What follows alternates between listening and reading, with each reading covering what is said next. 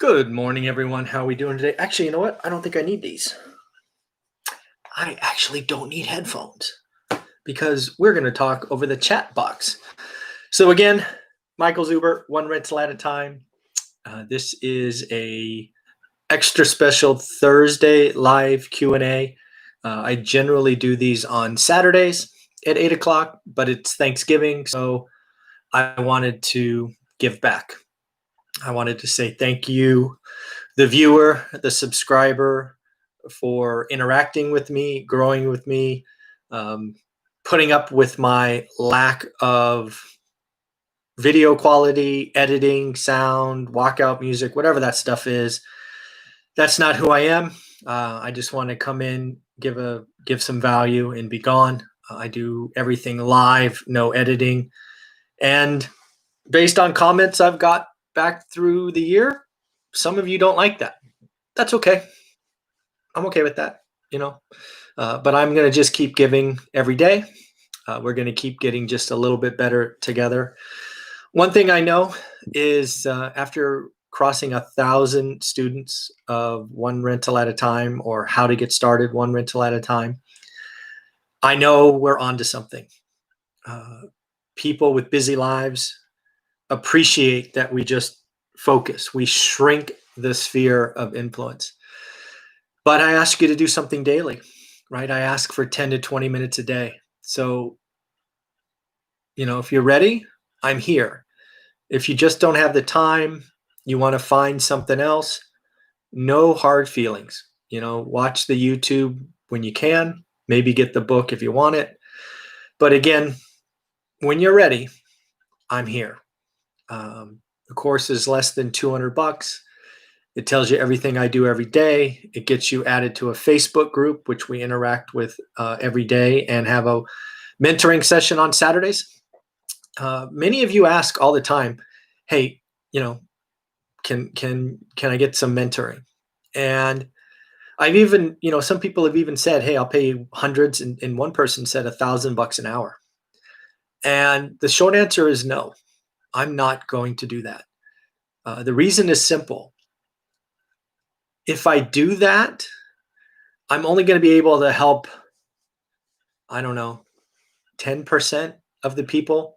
And it would be the people with the deepest pockets, maybe the highest income. And that doesn't fill my cup, right? I think there's already a lot of advantages out there for those folks. I'm going to try to help who I was at 30, right? Somebody who had a crazy work-life balance, was blown up in the stock market, went from 200 grand to 40, or 187 to 40, or whatever it was. And I didn't have a lot of hope, but we got going. So that's why I do the course. That's why I've added the Facebook group, private Facebook group. Again, if you are a student, not everybody's been added yet. If you are a student of mine and you're on Facebook, I realize some of you aren't. The Facebook group you have to ask to be added to is called One Rental at a Time Works. One Rental at a Time Works. I think there's almost 400 students in there now, I think. I haven't looked in a while at the count. But again, 1,000 students. So we have a lot of folks that haven't yet joined the group. So join the group if you're ready. And that's where I do my Saturday mentoring, in Facebook, not YouTube. The stuff I do with my student is on Facebook. It's only us. It's only our vocabulary, all of that stuff. So that's there. So again, folks, I have a list of questions that I collected during this week. Realize that this list will probably take me 15 minutes. So if you have questions and you are watching this live, leave questions in the comments. I will go ahead and get to those. I want to go to the list first. But yes, happy Thanksgiving. Happy Thursday. Make sure you take time to be thankful. Make sure you take time to plan for the future. I think 2021, if you're a real estate investor, is going to be the year that your hard work pays off. Like you, I've been making offers all year, and it's been tough. There's been no inventory, or very little. I see it changing right now. I see it changing. When you do daily stuff, you can see it. You can see the cracks. So I expect next year to be much, much better. But again, you got to put in the work. And if you need help, check the link below for the course. And I have a whole playlist of student reviews. You can listen to their interviews. It's pretty cool. So we'll go bottoms up today instead of tops down. What the heck? Change it up. So what is your favorite source of data about learning a market? They talked about Realtor and Zillow. So again, I don't know where the source of that question was, but I'm going to guess it's, how do you know if do you have a favorite economic site or something like that? I think there's a couple of things that I look at. One is you can always go to the census. I think it's census.gov, it might be .org. Just look it up, do a Google search. The amount of that is collected in the census is pretty amazing. I don't look at it a lot, but when I do, I get lost in the data. And I'm looking for trends, right? Comparing, decades, just to see things. So the census, you can get lost, as I said. So I don't think I would look at it. I don't even think I'd look at it monthly, but maybe once. I'd certainly look at it once, because if you're going to pick a new market, I think you need to know the trends, even if they're at a decade. So that's what I would do. Another one I really look at that's just entertaining, especially today because California exit is real, is U-Haul. And you only really, I do U-Haul between two cities, like LA to Vegas, LA to Phoenix, and then do the reverse, Phoenix to LA. It's amazing the discrepancy that's going on. And this is one of the earliest indicators on where people are leaving and where they're going. So I think I saw a LA Phoenix, probably 2 weeks ago. We talked about it on our daily show at 7:30. I think LA to Phoenix was 2,800, but Phoenix to LA was like $250, something like that. It was about a 10-to-1 ratio. So what does that tell you? That means a lot more people are going from LA to Phoenix instead of Phoenix to LA. So watch that. And then don't overlook the local paper. For me, I'm lucky enough that Fresno's big enough to have something called the Fresno Bee. Some of your cities may not, but go to find out where the local news is published, and maybe it's a local community board or something. I look at the Fresno Bee at least weekly now, usually on the weekends, just to see what's going on, what businesses are opening, what businesses are closing, who's coming, who's going. It's just another way to kind of get a heartbeat of the location. But those are what I look at. So those are my favorite sources. Another one I got here I thought was odd that we could talk about was, could the vaccine information, and as we've talked about on our daily shows for 3 weeks now, we've kind of had vaccine Mondays. I think it was Pfizer, Moderna, and then AstraZeneca, kind of Monday. Could the vaccine information cause a housing crash? I got that question and I'm like, crash? Really? A crash? A crash? I'm not sure. I mean, I think the vaccine information is generally good. I think the vaccine information is going to help heal New York City. I think New York, as I've said, when I compared New York, San Francisco, and Vegas, I think New York heals first. And I think it's already happening. I think New York is healing itself. I think San Francisco is a lost cause, is leaving. We just had more tech CEOs move. We had the CEO of Splunk move to Texas. We had, I think it was Box CEO we talked about the other day, moving to Texas. San Francisco is in real pain. Vaccine's not going to help that. Office space is shrinking. Subleasing is shrinking. Vegas is going to be interesting.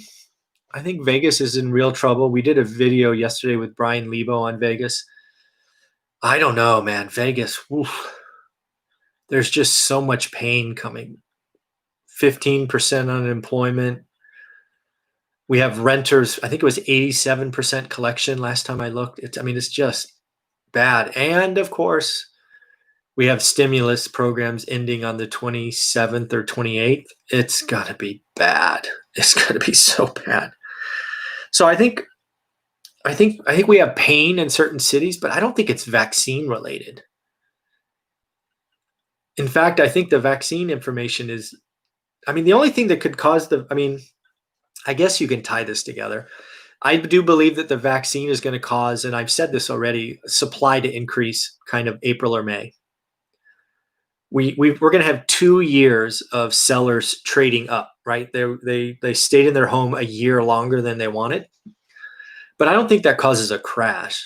I mean, we're at 1 month inventory, and if we go to 2.5 or shoot even 3 months, it'll cause prices to plateau, to slow, but I cannot imagine a price crash. I can't imagine a housing crash in 2021. The only thing I could see is if the Fed chair came in and raised rates to, the federal funds rates to 4% for whatever reason. Yeah, I mean, I don't see a crash next year. All these YouTube entertainers, they're wrong or stupid. I'll let them choose which one they want to be. It's okay with me. Next up, creative ways to buy without putting 20 to 25% down. Well, first off, you got to make sure it cash flows. Remember my alligator story from the book. So putting less down is not necessarily a good idea. I know a lot of people talk about maximum leverage and go for the growth, and appreciation will bail you out. Well, if it doesn't cash flow, I don't do the deal. Even if I could do a deal 100% finance, but it's negative $100, I'm not doing that deal. It's just not worth it.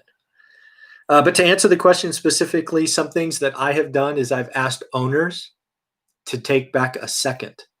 That's something I haven't seen a lot of channels talk about. So you go get a first from a Bank of America, Wells Fargo, whoever, maybe it's a 75% first, so it's a very secure loan.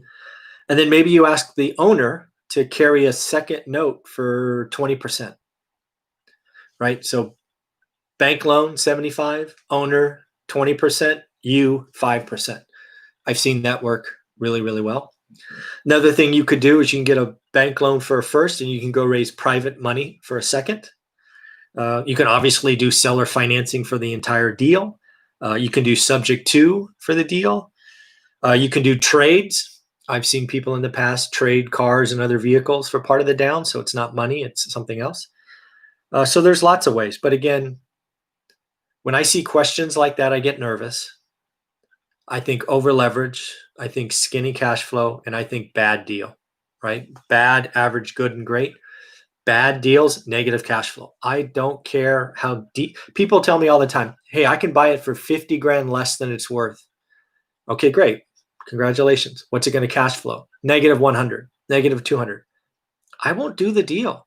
Who says it's worth 50K more? The seller? You? I don't believe those numbers. I don't bet on any of that stuff.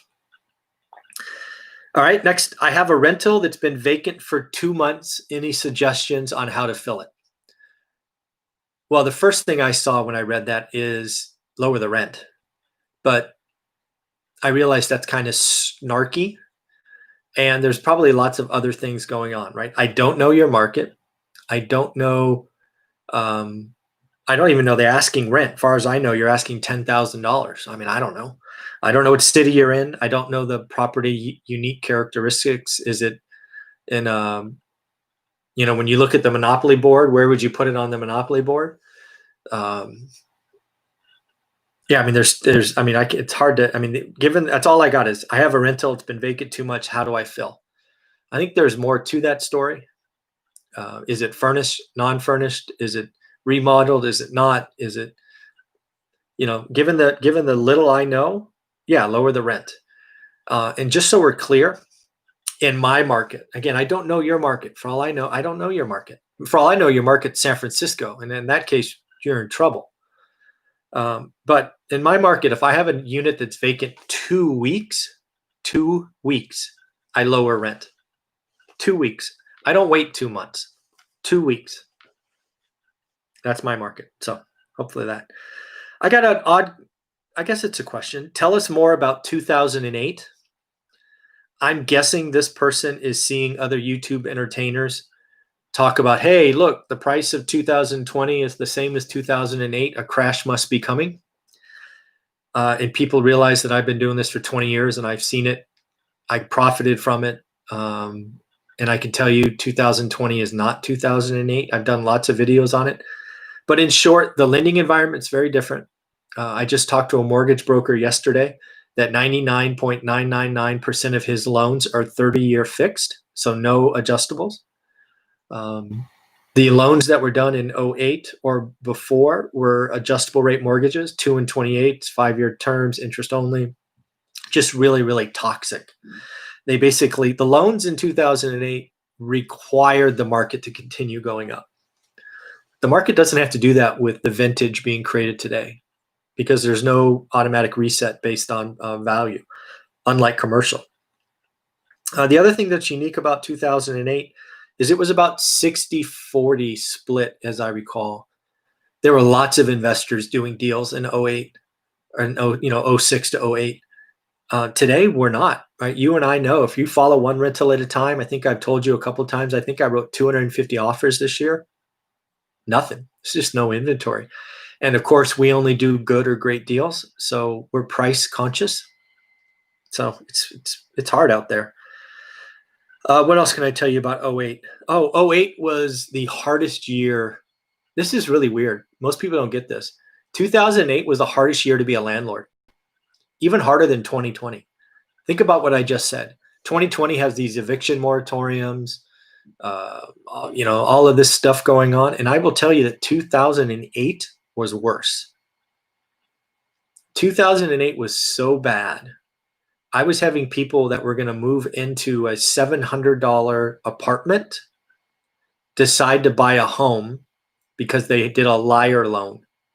They got into a brand new $320,000 home for less money than my first and deposit. In 2008, I had to do rental specials, first half off, half deposit, 1 month free. '08 was terrible. Too many turns. It was rough. And it was because the lending market sucked renters out, made them owners for a couple of years, and then they came back. '08 was rough. Again, '08 was worse than 2020 to be a landlord. 2020 is not that bad to be a landlord, assuming you do good tenant screening, you manage, you have some feelings for people that are really hurting. It's really not that bad, knock on wood. Next, do you think Biden extends the eviction moratorium? I think that's actually phrased wrong. I think the eviction moratoriums will be extended by the governors, by the state governors. The CDC order ends, I think it's on the 31st of December. I do not see that being extended, if that's your question. And let's not forget, Biden doesn't, if or when, or I don't know what the right thing to say is, when Biden gets in the office on the 21st, we're going to have 3 weeks of evictions already going on. So I don't think Biden extends squat there. I think Biden focuses on stimulus. But I do think governors, I think my silly California governor, who is the only politician I rag on, he's going to extend it. And oh, by the way, just another pet peeve, my property taxes are due in December or October. No, got to be December. Yeah, December. And he's not going to delay my property taxes, but yet he tells my tenants not to pay rent. Shout out Gavin for being a hypocrite. Hate that guy. How's Jimbo? Thank you for asking. He's right next to me. He's right there, sleeping. He's an old puppy. Several medications. He only sleeps for 3 hours at a time now. So I've enjoyed taking naps because he's up at 1 a.m. and he's then up again about 4:30. So my mornings I've not gotten 6 hours sleep straight in a month, but it's okay. I love him. Right, buddy? Yeah, cool. Thanks for asking. I talked about this today on the daily financial news. There's a Dallas developer who is developing 134 unit single family homes as rentals.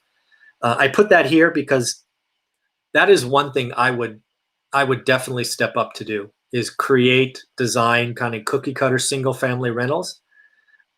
If I had the deep pockets or I could pool capital to do something like that, I think that's a model that has decades of traction ahead of it. I just do. I think that's a great thing. And then the last question I got is, can you tell me about the stock market?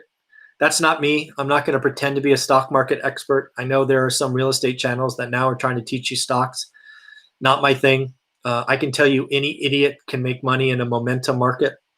I forget what it was, 7 grand into 180 grand and then lost most of it to 40 grand. So yeah, it's easy to make money when a market goes like this. But unless you're cashing out or taking money along the way, profit along the way, it can disappear in a heartbeat. So I'm not a stock market guy. I'm not going to pretend to be one on TV. I can tell you that when you are really doing stocks, you have to manage company risk, industry risk, and market risk. And too much. I don't care. Not my thing. Not going to do it. Never going to do it. Not going to make recommendations. I'm going to stay focused on real estate and just do my thing. So that is the list of questions. 20 minutes. Thank you for the list. Let me scroll up to the top and see what people have to ask. And again, you can ask questions. I generally can get through the whole list. Happy Thanksgiving, Charlie. Thank you. Tamika, you're very welcome. Thank you for everything. Happy Thanksgiving, Alex.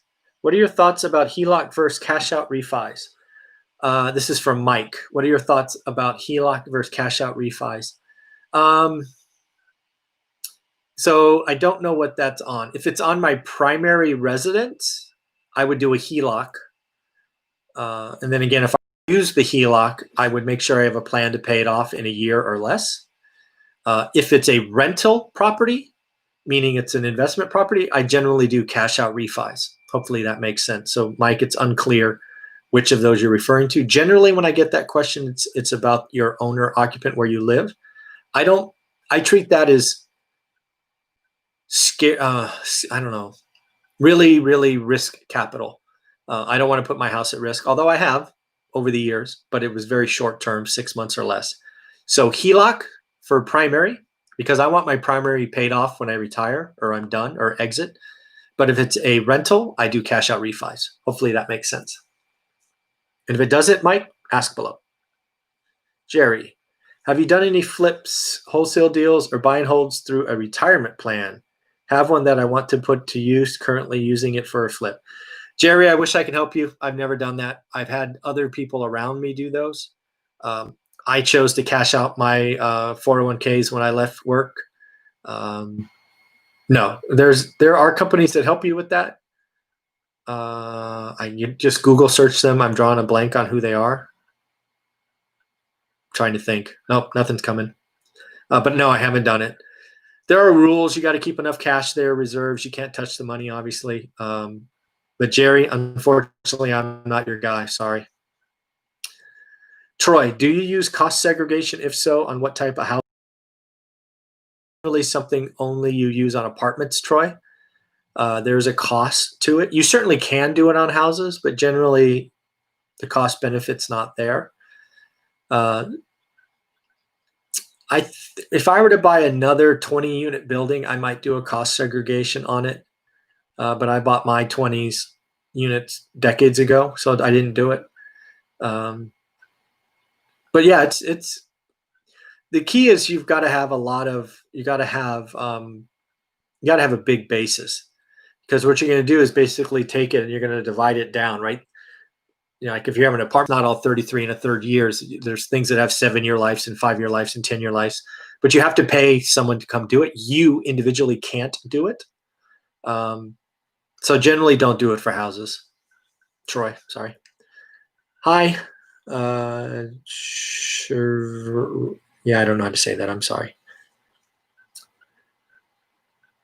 I don't think they're stupid. I think it's clickbait that they know exactly what they're doing and laughing all the way to the bank. Oh, yeah, that must be about the YouTube entertainers. Yeah, can you believe there are folks out there making $1 million a month developing clickbait?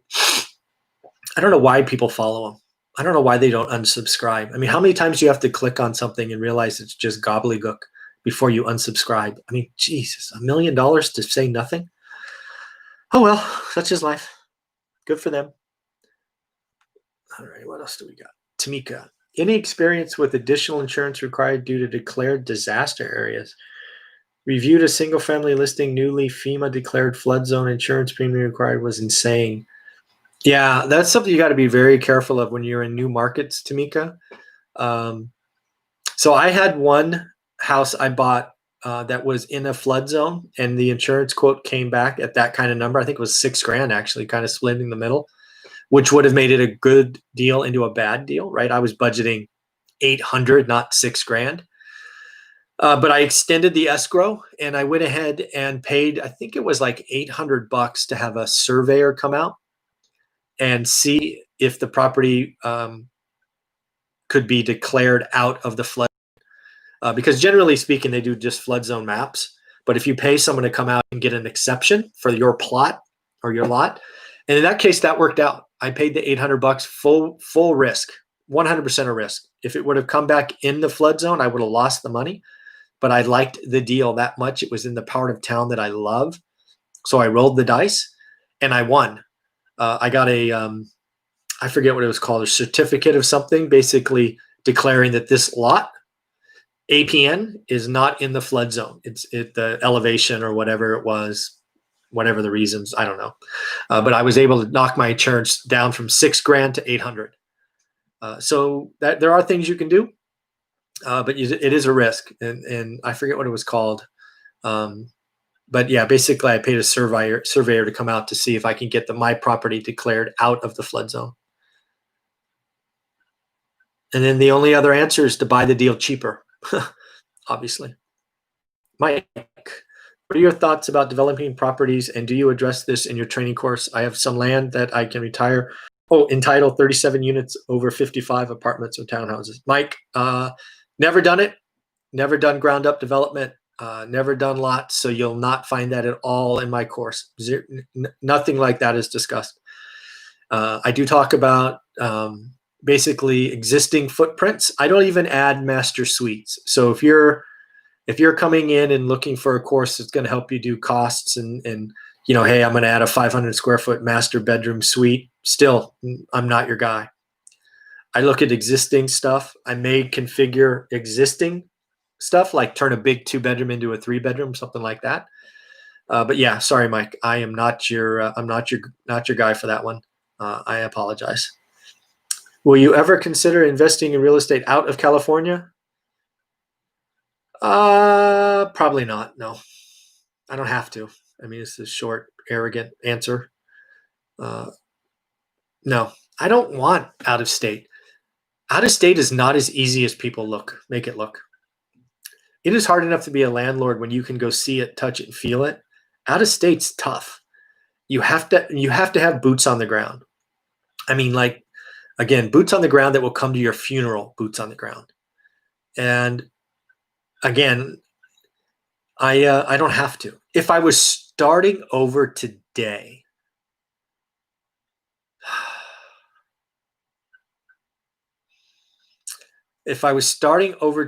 meaning I had 0 properties, I'm nearly 50, I might look out of state. I mean, if that's your question, I might look out of state. But I'm reading your question as, hey, you did it. You built a California portfolio. Would you add more out of state? The answer is no. I'm not looking to add complexities. I'm not looking to add ways to lose money. I'm just not in that position. So, but again, if I was starting today at 50, I had 50 grand to start, I might look out of state. I might. Yeah. Hi, Charlie. I want to buy rental properties. I'm very concerned that rental prices may drop in the future. How do you mitigate this scenario? Well, Charlie, you never know where you are, right? If you were in San Francisco or New York, you probably were pretty confident that rental rates would never fall, and you got smacked by a 30% rent decline. Pretty hard to see that coming. I can tell you that single-family rents, if you go back and look at the history, haven't dropped in 100 years. They've been flat a couple of times, but they haven't dropped. So I would tell you to learn your market, do your research. I talk about it all the time.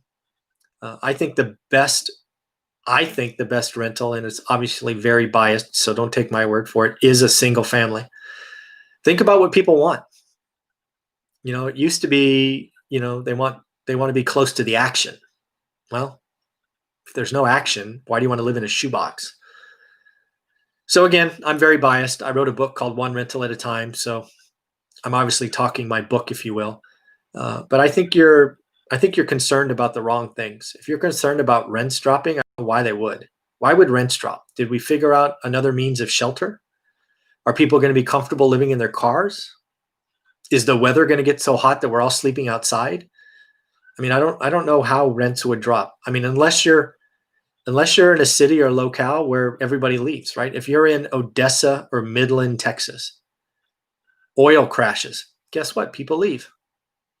If you're a single industry dependent, you're in trouble. If you're in San Diego and the military leaves, you're in trouble. If you're in San Francisco and the tech industry leaves, like it's happening right now, you're in trouble. So I don't know what market you're talking about. General suburbs.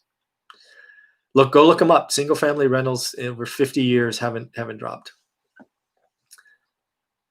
Happy Thanksgiving. Thank you, Sarvana. I think that's correct. How could Prop 19 change the Bay Area inventory prices?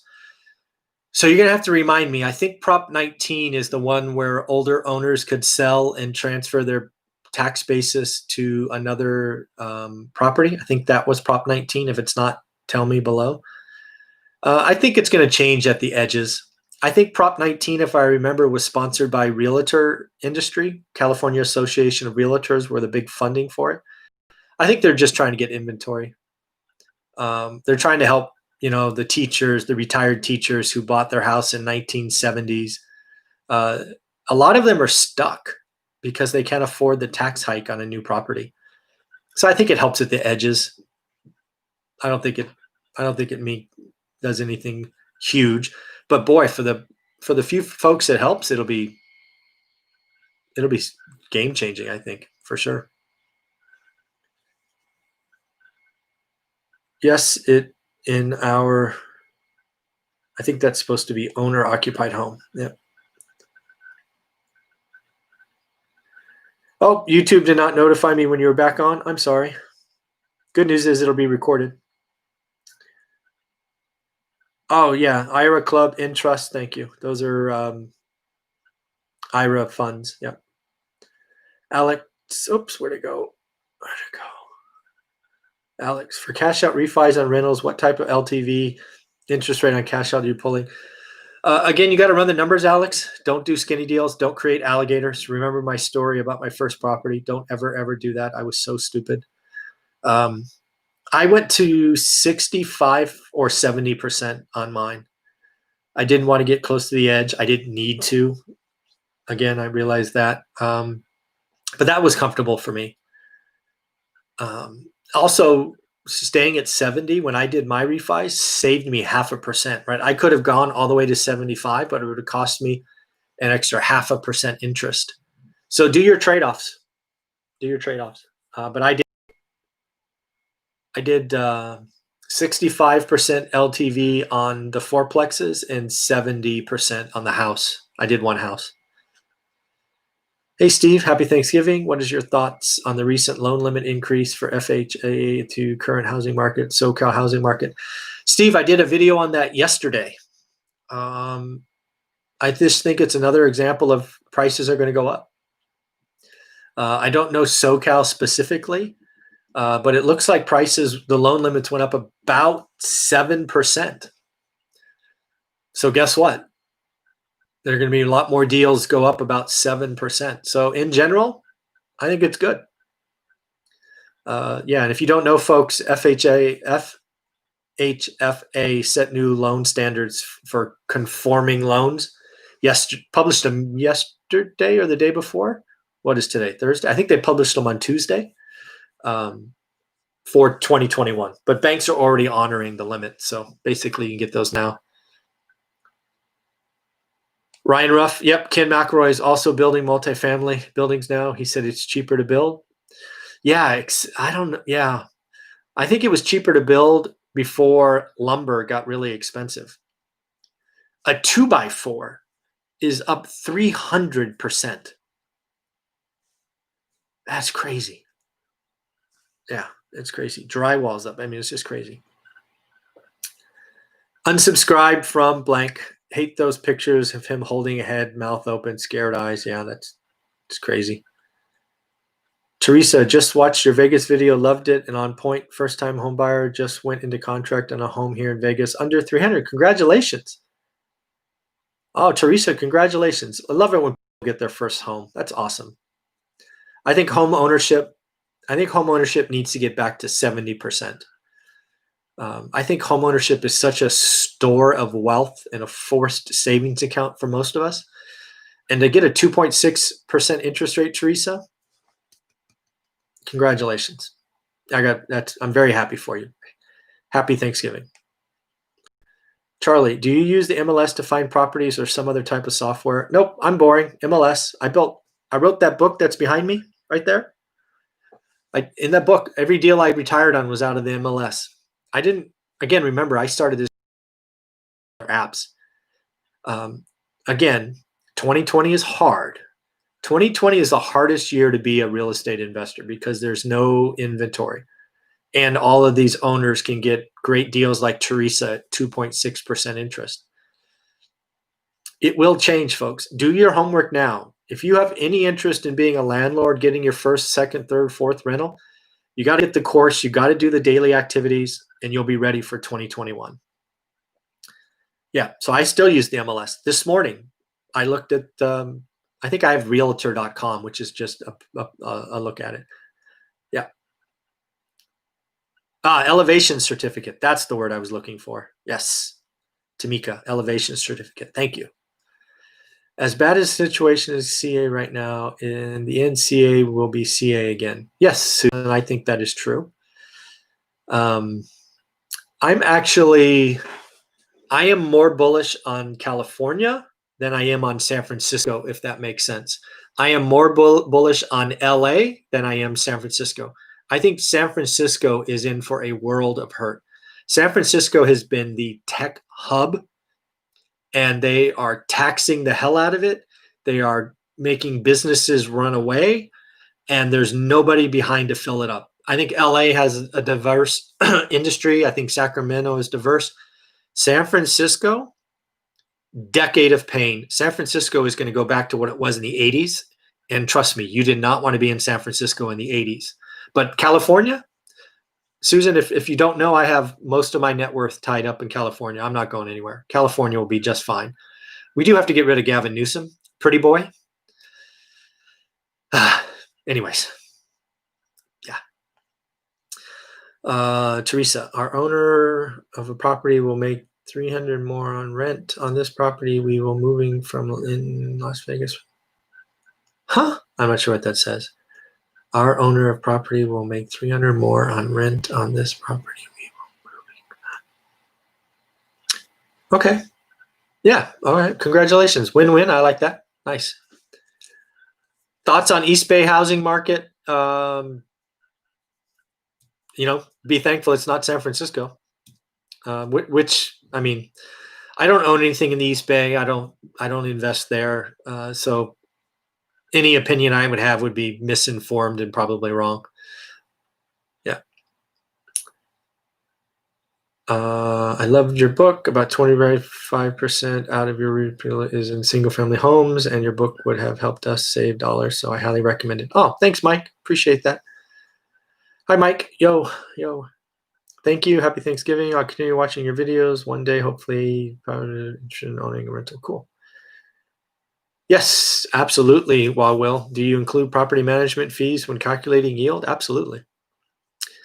Anything that takes money, taxes, insurance, property management, bad debt, evictions, lost rent, I guess you call that, capital expenses, reserves, absolutely property management. Yep.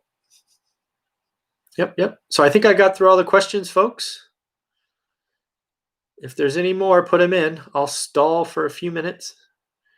Let you know that we have a video going live, I think at 9 a.m. Pacific with Anna Kelly, who is our expert that we talk to on Wednesdays. She wanted to do a video about what she's thankful for. So that video posts in about 20 minutes. I think you'll enjoy that one. Just love Anna Kelly. Anna REI Mom Kelly. What do you think about a cash out to buy my investment property? I have a paid for house. Mike, I mean, there's so many variables in that question. I don't know. I don't know how old you are. I don't know if you're retired. Generally speaking, I don't think it's a good idea to take something that's free and clear that you're going to want to live in forever and use it as a piggy bank.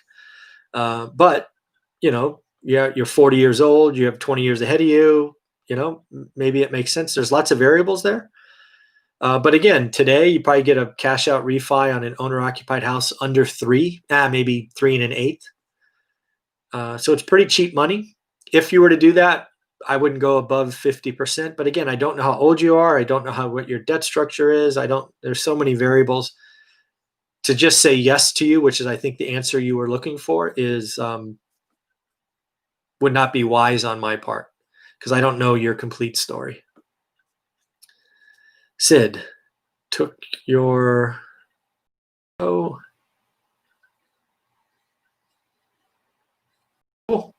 Awesome, Sid. Congratulations. I've done just a couple of days and learned my market in Grand Prairie, Texas, nestled between Dallas and Fort Worth. Wow, I'm a bit surprised in the prices being so much higher. 322 are low B and C grade. Okay, cool. Awesome. Enjoy your day, everyone. Awesome. Yep. How many realtors do you use? Do you have a realtor license? So I probably have a Rolodex of 50 or 60 realtors in Fresno. I'll use anybody that brings me a deal. I probably have 10 that I use pretty routinely.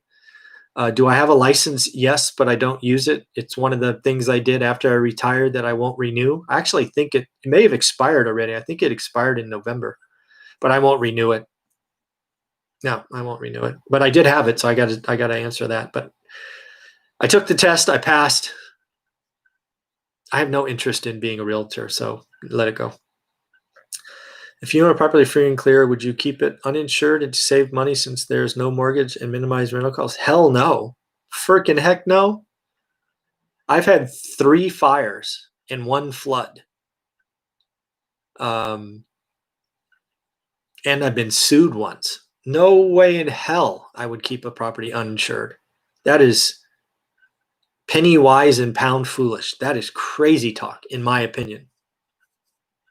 Good guess. I'm 40. That's funny. Total wild guess. Mike, if you're 40 and you can work for another 20 years, go for it. But if you're 40 and you want to retire at 41, probably not a good example.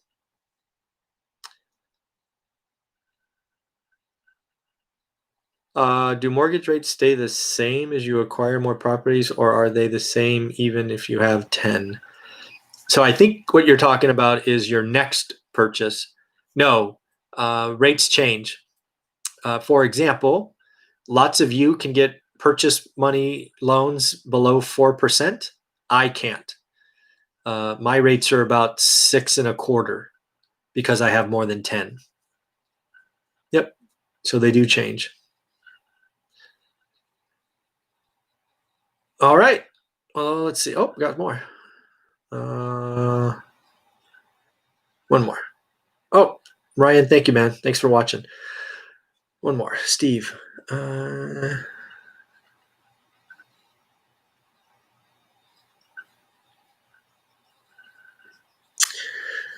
Well, Steve, he is still in office because this state is deep blue. Yeah, that is bad. Bad. Yep. All right, everybody. Well, happy Thanksgiving. Again, I did this for you. I do see we have 41 people watching and only 17 thumbs up. What's up with that? Help me out. And another thing, just since I have you, if you've bought my book, can you go to Amazon and leave a 5-star review? Maybe you can help me out and get some more 5-star reviews. I would really appreciate it. Have a wonderful day. Look for Anna's video going live here in a minute, I think 9 o'clock, and have a great day. Take care. Thank you. Bye.